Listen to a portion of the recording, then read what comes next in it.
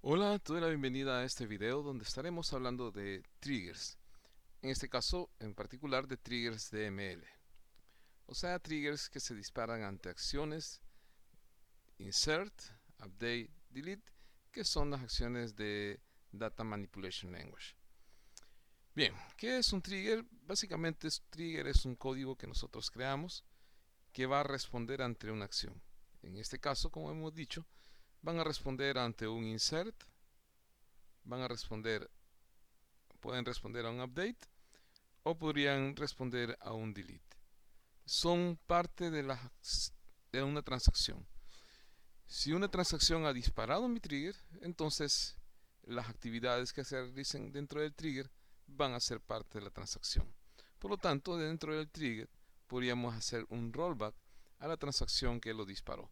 De hecho, podemos hacer un rollback incluso aunque no haya habido una transacción abierta. Podemos pedirle que no se reejecute una acción si una condición no cumple. Los triggers son parte fundamental de las herramientas para lograr cumplir las reglas del negocio, que es parte de la integridad de la información en nuestra base de datos. De los triggers DML tenemos dos tipos dentro de SQL Server. Uno es el after trigger y el otro es el instead of trigger. Su nombre o su acción va a depender del tipo de trigger que ya hemos definido cuando se va a disparar en la ejecución. Veamos, vamos a tratar de ejemplificarlo. El after trigger se ejecuta de la siguiente manera. Tenemos la tabla o vista donde nosotros necesitamos ejecutar el trigger, perdón, disparar el trigger. Es donde hemos programado el trigger. Cuando viene la acción DML, la acción se ejecuta dentro de la tabla. Una vez ejecutada la acción, el trigger es disparado. Y este sería un after trigger. ¿Qué pasa con el instead of trigger? El instead of trigger, al igual que el after trigger, espera una acción de ML. Solo que antes de que la acción llegue hacia la tabla o vista, el trigger es disparado. Por lo tanto, la ejecución del trigger se realiza y la parte importante, lo que hace la gran diferencia, es que para el instead of trigger, la acción nunca llega hacia la tabla. La tabla nunca va a recibir la acción DML que disparó el trigger. Esa es la principal diferencia entre un instead of trigger y un after trigger. ¿Cómo definimos el trigger? ¿Cómo lo creamos dentro de una base de datos? Bueno, primero create trigger como una acción de DL, el nombre del trigger acá dentro de SQL Server, de preferencia el nombre del esquema donde estamos creando y el nombre del trigger. On, la tabla sobre la cual va el trigger. Luego after o instead of, dependiendo del tipo de trigger que vayamos a colocar. Y las acciones de ML. Si es más de una acción, podemos colocarlas por coma. Por ejemplo, insert, coma, delete. Y si quiero las tres, pues coma, update. As begin y luego el cuerpo de nuestro trigger. Aquí es donde nosotros colocamos el código que se va a realizar por la ejecución del trigger.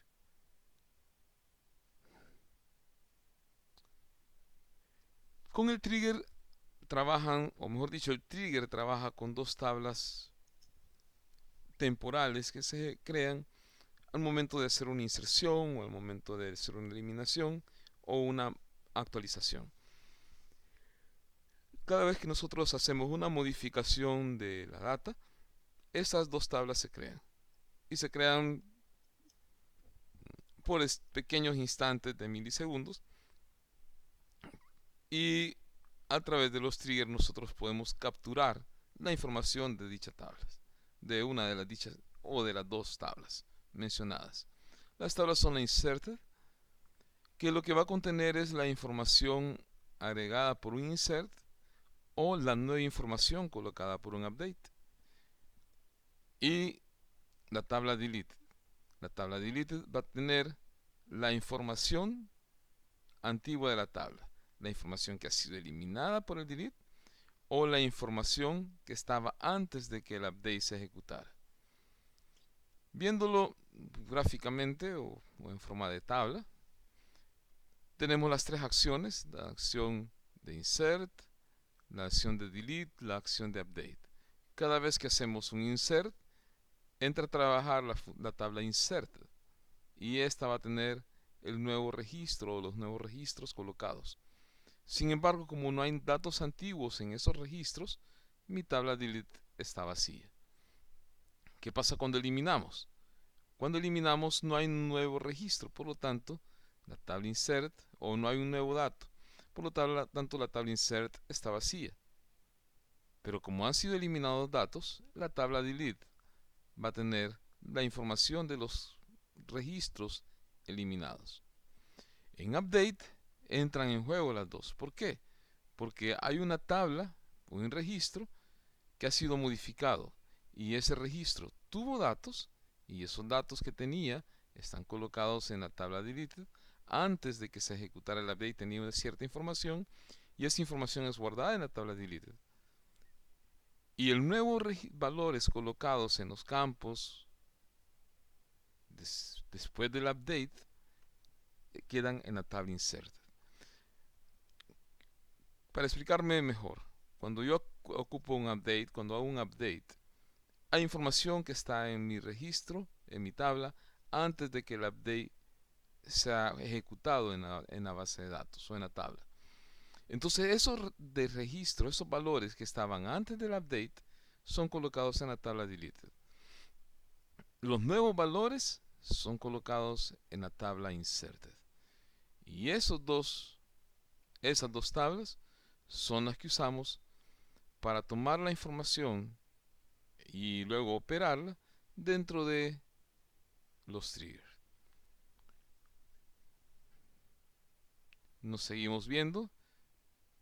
En otros videos vamos a explicar y vamos a hacer ejemplos de los triggers de ML.